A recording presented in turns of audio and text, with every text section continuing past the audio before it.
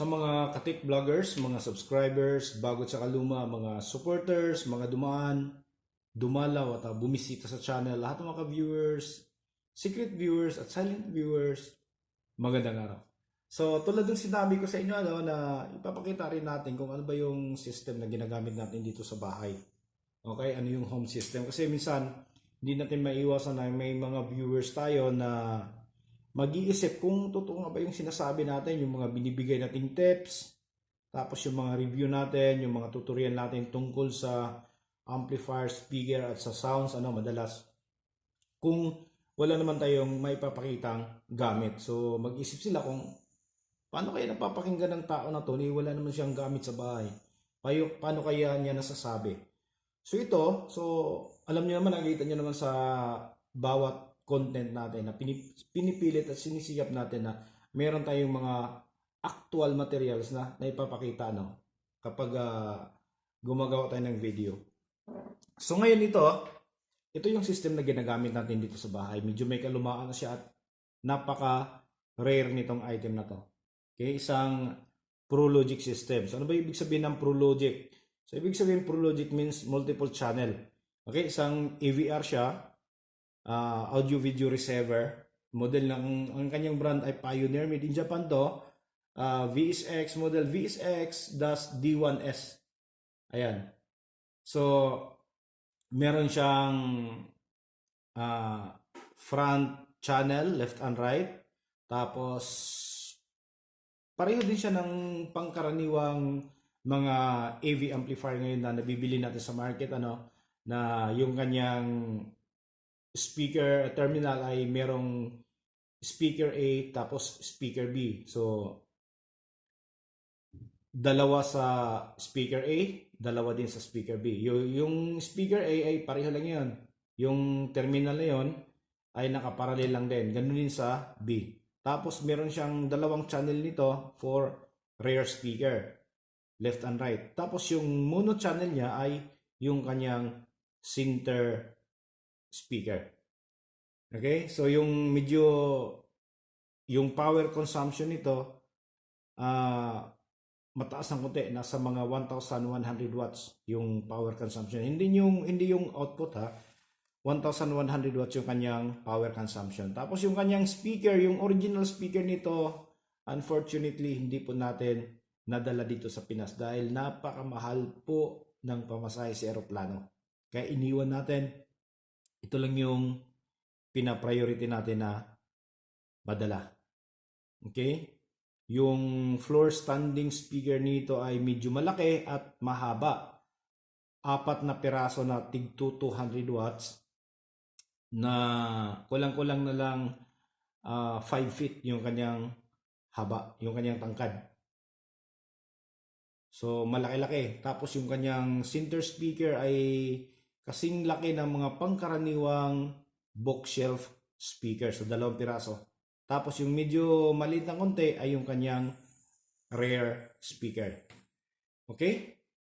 So itong amplifier na to ay AVR, audio video receiver. So pwede kang saksak dito, hindi lang audio, pati na rin video. Okay, so ito yung kanyang input, 12 input yan. Ayan, so siguro sa panahon ngayon hindi mo na siya mauubos na saksakan sa sobrang dami, 12. So dito pinakadulo, VCR1, VCR2, VCR3, tapos BDP, CDV, TV, video, tape 1, tape 2, line in, CD, tuner, tapos puno. Ayan. Tapos dito naman ito yung kanyang standby power, tapos direct button, multi-room and source switch. Tapos ito na yung speaker switch natin, speaker A and B. Okay, tapos para sa station call, kung gusto mo mag-preset. Dito, itong nakahiliran na to, ito yung sa kanyang naka-preset, parang naka-preset na equalizer mode. Dito or surround mode. Preset surround mode. Ayan siya. Kung gusto mo ng 2 channel lang tapos walang effects, pindutin mo lang yung off. Tapos dito naman ito, yung sunod sa off na button ay just, tapos dance, Church Hall. Tapos Theater, Dolby Pro Logic. Tapos yung pinakahuli yung Dolby 3-channel Logic. Okay, tapos ito yung volume natin. Tapos jog. Itong jog, ang gamit nitong jog, pwede ka maglipat ng channel, multi-jog siya.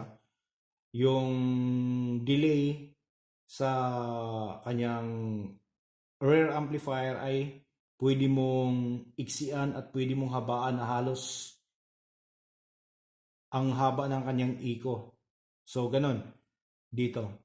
Ayan, ito para sa music pa rin to. Ayan o. Sound field select, acoustic select, enhancer select, tapos DBSS, ayan, mute, no, napakarami. Yung mga ano na lang inaano natin binibigay, yung mga basic na lang. Okay, kasi hindi naman ganun ginagamit na yun sa video ngayon. So bakit nga ba ito pa rin yung ginagamit ko ngayon? At hindi ako nakikisabay sa uso na maraming murang amplifier, tsaka maayos na rin tumunog. Okay, so sa totoo lang, wala pa siguro akong nakikita ngayon sa local market na sabihin natin na mas maganda tumunog dito itong sa ganitong amplifier. Tsaka isa pa dyan yung kanyang features. So ito, maliban sa kanyang pagka-Pro Logic system, pwede kang makinig dito nung dalawang channel lang. Yung gusto mo ng natural sound, so pwedeng 2 channel lang yung gamitin mo. Tapos, kung multiple channel music, concerts, o kaya movies, ito yung maganda gamitin para sa movies, yung kanyang Pro Logic system, o kaya yung kanyang theater dito. Ito yung maganda. Ito yung mga ibang features na wala sa ibang mga receiver na mabibili natin ngayon. Kung meron man, hindi ko na rin kayang bilhin. Hindi ko kayang bilhin sa ngayon dahil nga napakamahal. Okay? So, ayan. Parang pangkaraniwan lang yung itsura, no? Marami lang siyang button. Pero meron po siyang mga ibang features na hindi mo nakikita dito. Ayan. Pag binuksan mo yung kanyang buto, ay kanyang door, ano? Ayan na siya. Sa ilalim. Ayan, nakikita nyo? Ayan siya. Ito yung ibang mga pindutan dito. Ang isa pa sa mga magagandang features dito, yung kanyang front speaker, rear, tapos yung kanyang center, ay pwede mong bago-baguhin yung kanyang tone. Yung kanyang tone control, pwede mong babaan or i-off or hinaan yung kanyang treble, yung mid tsaka high po pwede. Tapos pwede mong paganahin yung kaliwa lang o kaya kanan lang, po pwede rin. Okay? So ito yung kanyang mga button dito. Ayan siya. Yan. So ito mga ibang features na to, hindi na to gaano nating i-ano para wag na masyadong humaba yung video natin, ano. So ngayon ito turn on natin. Yan. Okay, so nag-display na siya, no. So ayan, makikita nyo, naka-tuner tayo. Kunya natin yung volume.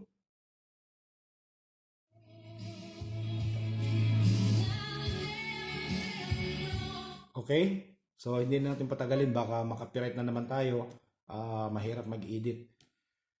So yun siya, makita mo 2 channel lang tayo, ayan oh, dalawa lang, left and right. Makikita mo dito sa display. So kapag gusto mo ng multiple channel, on mo lang yung surround mode. Halimbawa dito sa jazz. Ayan siya. Okay? So dito, pinakadulo, ito yung rear left, tapos front left, center, front right, tsaka rear right, pinakadulo. Ayan siya. Patugtugin natin.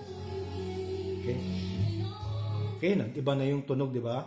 Tapos lipat natin. Church. Okay? So ito yung mga features nito na bihirang-bihira mo makita sa ibang audio video receiver o sa ibang lalong-lalo na sa mga integrated amplifier ngayon. Okay? Ayan siya. Oh. Okay, tapos ito yung rare effects niya. Kung gusto mong habaan or iksian, gamitin mo lang siya. Ayan. Oh. Okay? Ayan. Kung gusto mo na hindi nadidili yung rear sound doon sa kanyang rear speaker, ayan, iwan mo lang siya. Tapos gusto mong habaan na i-full na halos parang sobrang haba na nung echo, ayan siya. Pwede mo siyang isagad sa 100. Okay? Ayan yung kanyang mga features. Tapos papakita naman natin yung amplifier nito. Ito siya. Ayan. Ito yung kanyang mga laman sa loob. Okay. Ayan. Ito yung kanyang power transformer. Dito naman yung standby. Tapos, ito yung kanyang rear amplifier, left and right. Ito yung kanyang center. Ayan. Ito yung kanyang center amplifier. Tapos, itong malaki na to, ito yung kanyang main amplifier. Okay? Ayan siya. Ayan. Okay? So, ayan, naipapakita natin sa inyo, nasi-share natin sa inyo. So, mahaba-haba na rin yung video natin. So, parang nga pala sa mga taga Southern Leyte, nandyan po tayo sa ngayong June 28 para sa mga mahilig manood ng sit-up ng ilaw, tapos sit-up ng sounds, kung paano yung sit-up namin sa Mr. J. So, abangan nyo kami dyan sa Southern Leyte. Nakalimutan ko yung barangay na pupuntahan natin sa Sugod, Southern Leyte, ngayong June 28. So hanggang dito na lang siguro tayo. So maraming salamat. God bless at bye-bye.